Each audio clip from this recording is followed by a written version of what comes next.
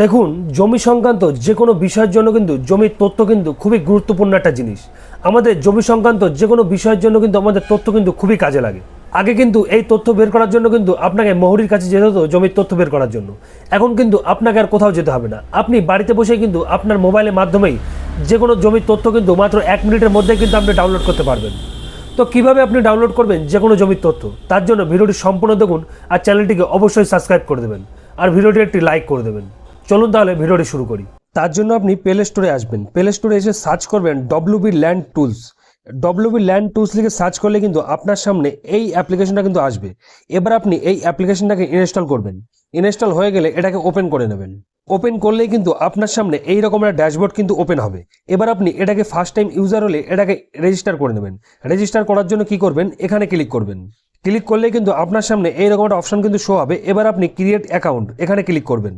Create অ্যাকাউন্টে click করে আপনার ফার্স্ট নেম, আপনার লাস্ট নেম, আপনার মোবাইল নাম্বার আর পাসওয়ার্ড দিয়ে এটাকে রেজিস্টার করে নেবেন। পাসওয়ার্ডটা দেবেন কি আপনার পছন্দ মতন কিন্তু পাসওয়ার্ড দিতে পারবেন। রেজিস্টার করা হয়ে গেলে এখানে আপনার নাম্বার আর সেই পাসওয়ার্ডটা দিয়ে ক্যাপচা দিয়ে এটাকে লগ ইন করে দেবেন। লগ ইন হয়ে গেলে কিন্তু আপনার সামনে এই ড্যাশবোর্ডটা আবারও আসবে। এবার আপনি কি করবেন, এই খতিয়ান পোলার ম্যাপ ইনফরমেশন আপনি এখানে ক্লিক করবেন। সিলেক্ট করলে আপনার সামনে এইরকম একটা অপশন কিন্তু শো করবে। এবার আপনি প্রথম যে অপশনটা দেখছেন ডিস্ট্রিক্ট, আপনি এখান থেকে ক্লিক করে আপনার ডিস্ট্রিক্টটা এখান থেকে চুজ করে নেবেন। তারপরে নিচে রয়েছে ব্লক, আপনি যেই ব্লকে রয়েছেন সেই ব্লকটা এখান থেকে সিলেক্ট করে নেবেন। তারপরে রয়েছে মৌজা, আপনি যেই মৌজায় রয়েছেন সেই মৌজাটা এখান থেকে সিলেক্ট করবেন। মৌজাটা সিলেক্ট করা হয়ে গেলে সাবমিট করবেন। সাবমিট করলে কিন্তু আপনার সামনে এইরকম অপশন কিন্তু শো হবে। এবার আপনি কি করবেন, এই প্লট ম্যাপ আপনি এখানে ক্লিক করবেন। এখানে ক্লিক করে আপনার যে জমির দাগ নাম্বারটা রয়েছে সেই দাগ নাম্বারটা এখানে দিয়ে দেবেন। তারপরে সাবমিট করবেন।